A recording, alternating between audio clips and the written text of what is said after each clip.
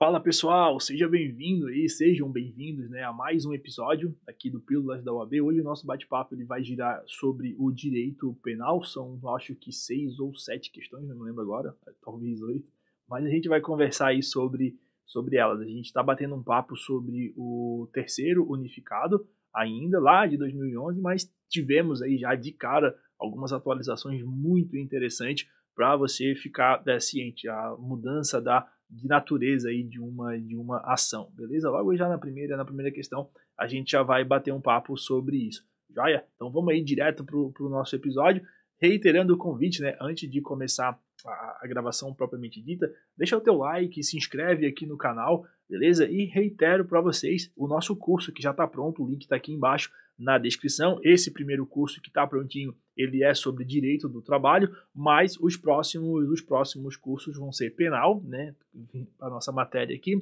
e aí penal, civil e todas as matérias voltadas para a segunda fase. A primeira aula do curso é gratuita para você fazer aí uma experimental, uma degustação, e aí se realmente tiver certeza de gostar do curso, você compra lá, o curso é sem enrolação, é direto, é reto e é bem baratinho. Joia? Vamos aí pro nosso episódio definitivamente, vamos lá.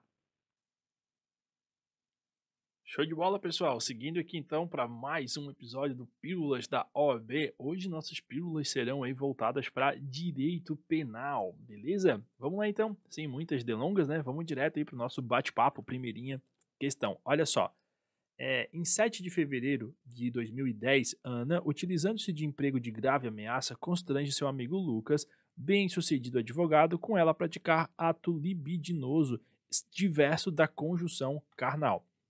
Em 7 de agosto de em 7 de agosto de 2010, Lucas comparece à delegacia policial para noticiar o crime, tendo sido instaurado inquérito a fim de apurar as circunstâncias do delito. A esse respeito, é correto afirmar que o promotor de justiça, o que ele vai fazer? Essa questão, pessoal, ela na verdade, ela está desatualizada. Por quê? Porque mudou isso aqui, ó, ação penal pública incondicionada, tá? Anteriormente, na época dessa questão, a ação para este caso, né, ela não era pública incondicionada, mas sim ela era pública condicionada à representação, tá? Então, a resposta dessa questão, ela passava toda aí pelo artigo 225, basicamente, né? E, por exemplo, aqui na letra A, a justificativa era que trata-se de crime de estupro e que em seu tipo inclui a conjunção carnal, tá? E os demais atos aí libidinosos podendo ser sujeito passivo qualquer pessoa. Ademais, né, era, na época, a ação pública a representação conforme o artigo 225. Só que não é mais, beleza? Então, para responder essa questão aí nos dias de hoje, o gabarito seria aqui, ó, a letra D, que na época foi considerado errado, tá bom? Deverá oferecer denúncia contra Ana pela prática de crime de estupro, haja vista que, com a alteração do Código Penal, passou a se admitir que pessoa do sexo masculino seja vítima de tal delito, sendo a ação penal pública incondicionada, tá bom? Deu aqueles casos, assim, do ônibus, do cara ejaculando na mulher e tudo mais, né? Então isso mexeu bastante aí com essa parte, então realmente o estupro passou a ser mais abrangente, né? Essa lei, ela na verdade, né, essa lei nova, deixa eu subir aqui um pouco o quadro para a gente conversar um pouquinho sobre isso. A gente está falando da Lei 13.718 de 2018. Meu Deus, quanto tempo faz já dessa lei? Passa tão rápido, né? E aí, no artigo 1º, aliás, né, já vem preceituado lá, né, que esta lei tipifica os crimes de importunação sexual e divulgação de cena de estupro. Torna pública incondicionada, então pública incondicionada, a natureza da ação penal dos crimes contra a liberdade sexual e dos crimes sexuais contra vulnerável, estabelece causas de aumento de pena para esses crimes e define como causas de aumento de pena o estupro coletivo e o estupro corretivo. Beleza? E aí, como a gente viu, né, então aqui no ano de 2018, com esta lei, o artigo 225 do Código Penal, ele teve lá as suas alterações, né? E aí a ação penal para esse tipo de crime, ela teve a sua natureza modificada. Daí agora ela é incondicional, tá bom? A gente tem também, olha só, dá uma espiada, já que a gente está aqui, lá no artigo 213 do Código Penal, que vai falar o que é considerado crime de estupro. O tipo é o seguinte: constranger alguém mediante violência ou grave ameaça a ter conjunção carnal ou praticar ou permitir que com ele se pratique outro ato libidinoso, tá? Então no caso da questão, não teve a conjunção carnal, mas ou ato libidinoso, então já configura o crime de estupro.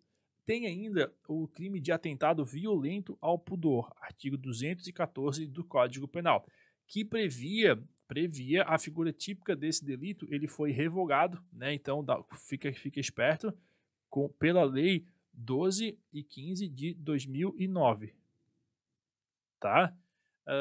E aí fica esperto no seguinte, né? O crime de estupro ele foi então alterado, né, em relação aí ao sujeito passivo. No caso aqui com alteração passou-se a admitir o sexo masculino, porque antes, né, somente eram admitidas aí as mulheres consideradas vítimas dessa espécie de infração penal, né? Então, com a vigência dessa lei, o sujeito passivo não se restringe somente à mulher, e sim a alguém. Ele fala lá, né, que seria alguém.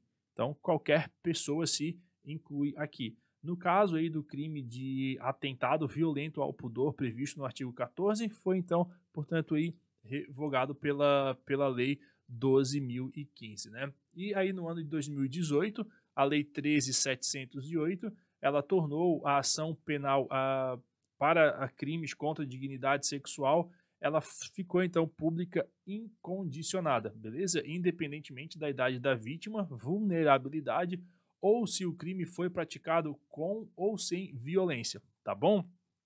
Então, a gente mata por aqui essa questão, mas valeu a pena aí, tá desatualizada, mas valeu a pena aí a reflexão, tá bom? Anota aí no teu VAD para não cair nessa, tá?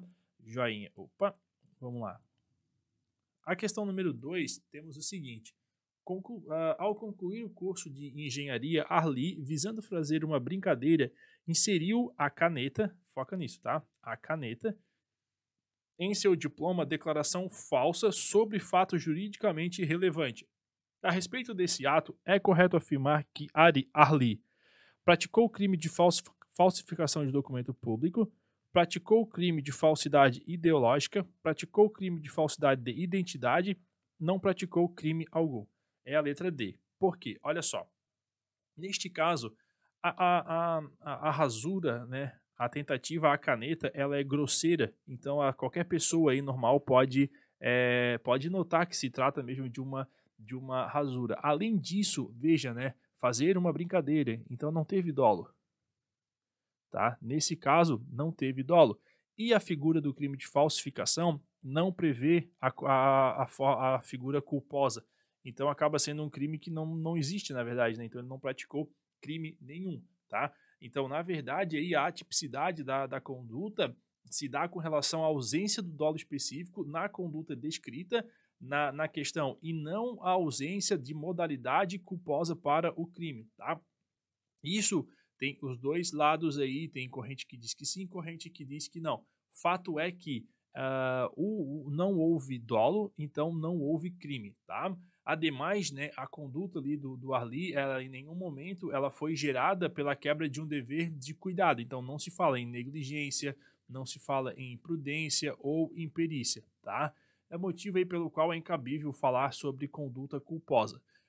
Um outro aspecto que com relação aí à conduta é que a conduta se deu com dolo, porém com ausência do dolo específico, mas sim com o animus gincandi, exigido lá pelo artigo 299 do Código Penal, né? Então, por isso que a conduta ela é atípica. O STJ, ele até já absolveu aí, por quê? Porque é grosseira, né? Por ser grosseira e notada aí para uma pessoa comum, a falsificação que não constitui crime, pela ineficiência aí do meio empregado, tá joia? Então, assim, não existe figura culposa, tá? Apesar aí da argumentação, esse era um bom argumento para você levar aí a sua resposta, e também, né, porque faltou aí a ideia de um dolo para cometer aí algum, vamos dizer assim, algum delito mesmo, né? Então, tem a questão aí do ânimo gincante, beleza? Do artigo 299. Então, por isso que não houve aí prática de crime nenhum, tá joia? Legal. Vamos aí para a questão número 4. Perdão, pessoal, questão número 3 agora. Olha só, Marcos, visando roubar Maria, a agride, causando-lhe lesões corporais de natureza leve. Antes, contudo, de subtrair qualquer pertence, Marcos decide abandonar a empreitada criminosa, pedindo-lhe desculpas à vítima e se evadindo do local. Maria então comparece à delegacia mais próxima e narra os fatos à autoridade policial. No caso acima, o delegado de polícia, o que ele tem que fazer? Deverá instaurar inquérito policial para apurar o crime de roubo tentado, uma vez que o resultado pretendido por Marcos não se concretizou. Letra B. Nada poderá fazer, uma vez que houve a desistência voluntária por parte de Marcos. Letra C. Deverá lavrar termo circunstanciado pelo crime de lesões corporais de natureza leve. Ou D. Nada poderá fazer, uma vez que houve arrependimento posterior por parte de Marcos. Aqui, galera, é o seguinte, né? A nossa correta é a letra C, né? Deverá lavrar termo circunstanciado pelo crime de lesões corporais de natureza leve. Isso porque o artigo 15 do Código Penal, ele é bem claro, né? O agente que voluntariamente desiste de prosseguir na execução ou impede que o resultado se produza, só responde pelos atos já praticados, tá? Os atos já praticados.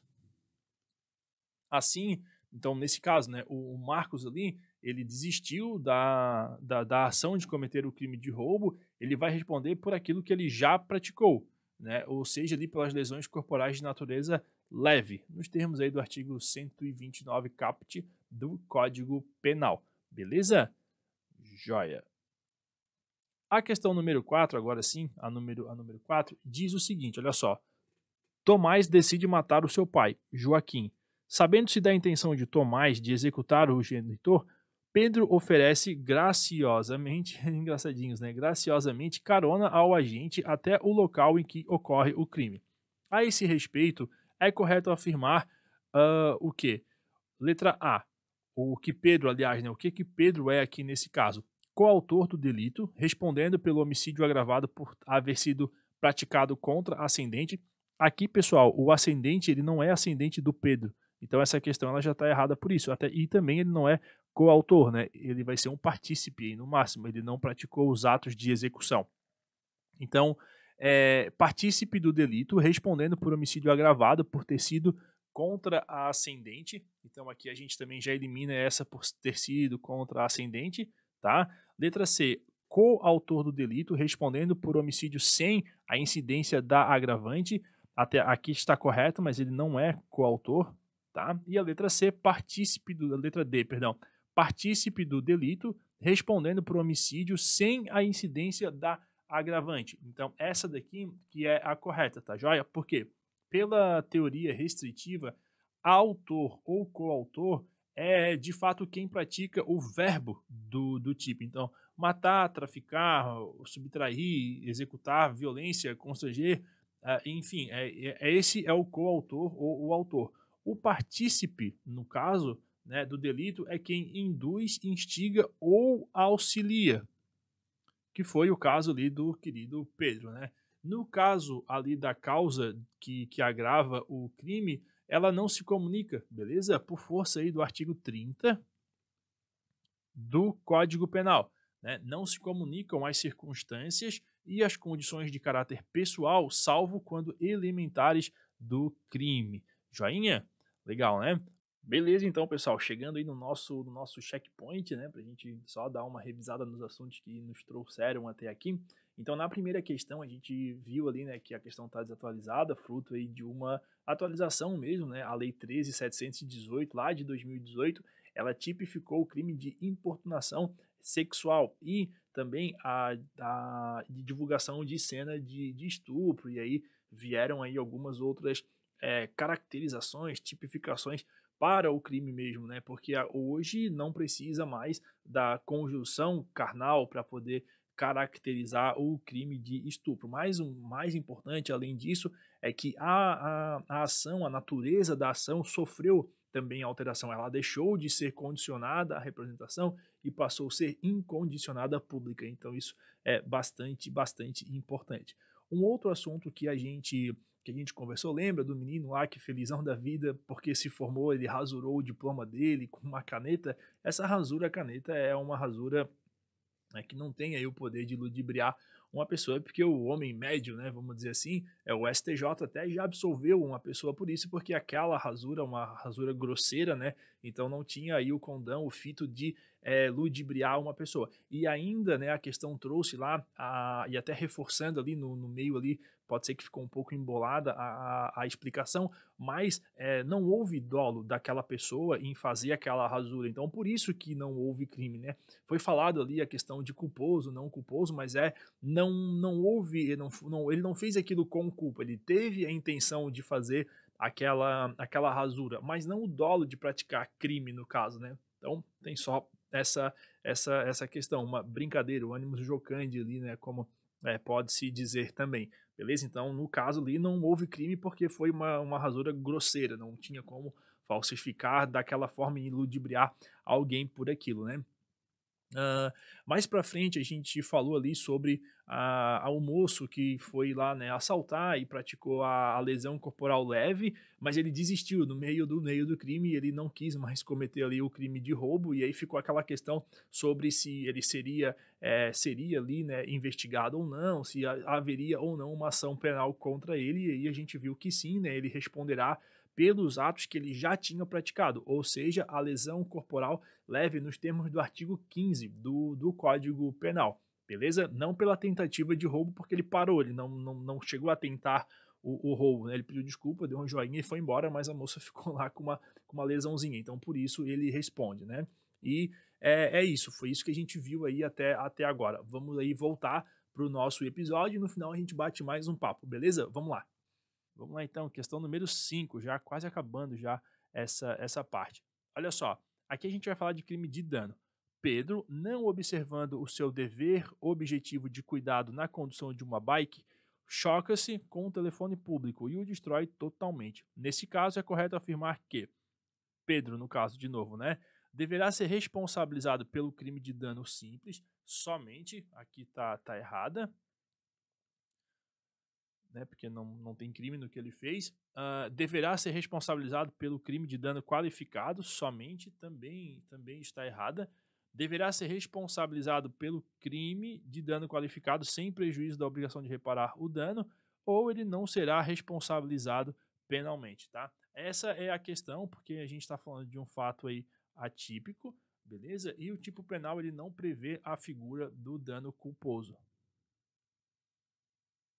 Beleza? Aqui, pessoal, teve aí, né, algumas pessoas que falaram, porque o fato que ele não observou aí, não ter observado o dever objetivo de cuidado na condução da bike acarretaria no crime. O pessoal viajou legal aí, né? Não, assim, tá, tem fundamento, mas porra, né? Vamos com calma aí também, né? Direito penal, última ratio, né? Tá louco? Daí aqui, pessoal, é só para basear, né? Vocês darem uma olhadinha, artigo 163, beleza? Destruir, inutilizar ou deteriorar coisa alheia. A pena é de detenção de 1 a 6 meses ou multa, né? O dano qualificado, ele é se o crime é cometido com violência à pessoa ou grave ameaça, com emprego de substâncias inflamáveis ou explosivas, se o fato não constitui crime mais grave, contra o patrimônio da União, Estado, município, empresa concessionária de serviços públicos, era aqui que tentaram enquadrar o Pedro, né, ou por motivo egoístico com prejuízo considerável para a vítima. Joia? Como não se fala em questão em culposo, não tem responsabilidade penal o nosso querido Pedro. Tá joia? Legal.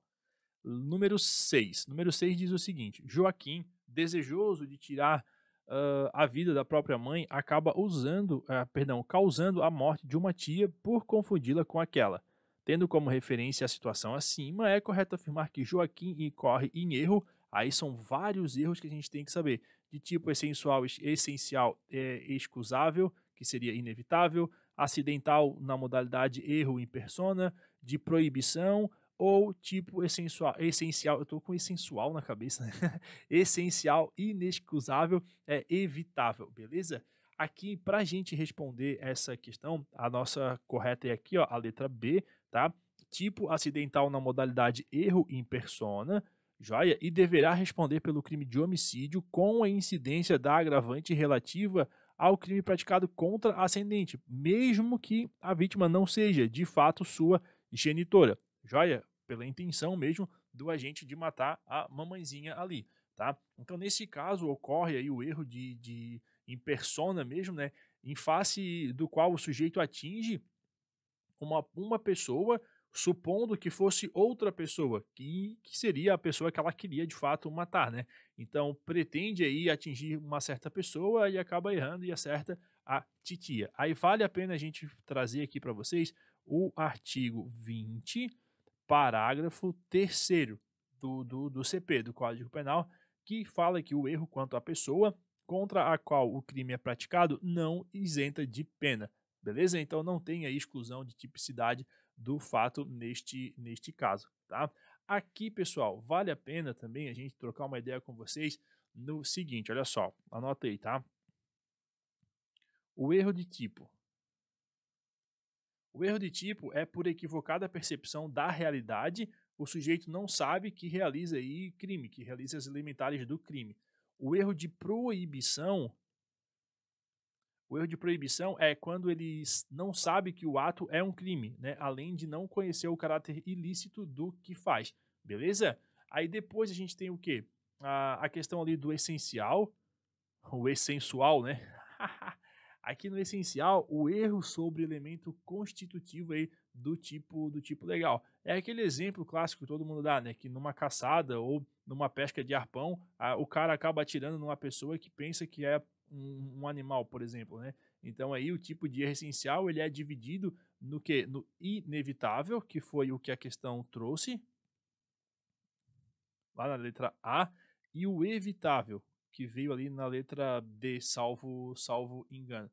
Beleza? Então aqui o inevitável é aquele que o cuidado comum não evitaria, então aqui não há culpa, tá?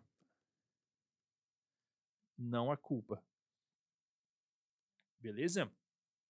E e aí torna o fato atípico, né? Então fato atípico. No caso aqui do evitável, o evitável ele cuida, o cuidado comum ali já evitaria, ou seja, teve a culpa. Então aqui sim se admite a culpa. Então, caso exista previsão legal, o agente ele vai ser aí realmente punido por culpa, né? E aí para encerrar essa parte, tem também o acidental, o erro acidental. Aqui realmente o erro ele recai sobre a pessoa por imprecisa identificação da vítima ou na execução, né, imprecisa realização do crime aí onde atinge pessoa diversa da pretendida, beleza? E aí para a gente fechar esse caldo, a questão número 7 é a última? É a última mesmo, tá? A questão número 7 aqui a gente vai falar sobre tortura. Então é o seguinte, a tortura, conduta expressamente proibida pela Constituição Federal e lei específica, e aí vem aí as opções. Letra A, pode ser praticada por meio de uma conduta comissiva, ou seja, positiva por via de uma ação, ou omissiva, negativa por via de uma abstenção, tá? Aqui neste caso, essa letra A é a correta, né? Porque a própria Constituição, lá no artigo 5º, inciso 43, aliás, ela afirma, né, que pela prática de tortura responderão os mandantes, não, perdão, pessoal, ressalta-se, aliás, né, que a própria Constituição, lá no artigo 5º, ainda afirma que pela prática de tortura respondem os mandantes e os executores que, podendo evitá-la, se omitem, tá? O artigo 2º, perdão, o artigo 1º. Vamos vir aqui para baixo aqui para a gente organizar a nossa cabeça. Lei número 9455, artigo 1º, parágrafo 2º, tá? que diz que aquele que se omite em face dessas condutas, quando tinha o dever de evitá-las ou apurá-las, incorre na pena de detenção de 1 a 4 anos, tá bom?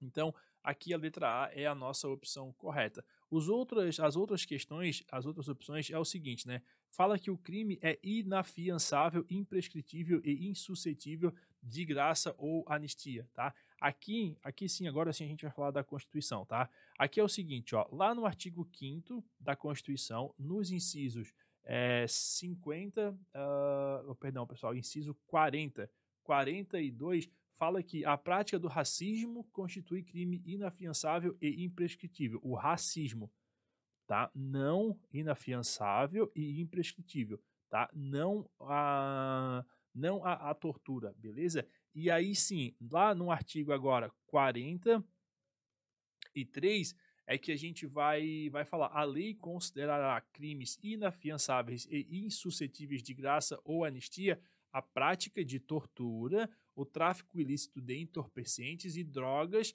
e afins, o terrorismo e os definidos como crime hediondos, por eles respondendo os mandantes, os executores e os que, podendo evitá-los, se omitem. Joia?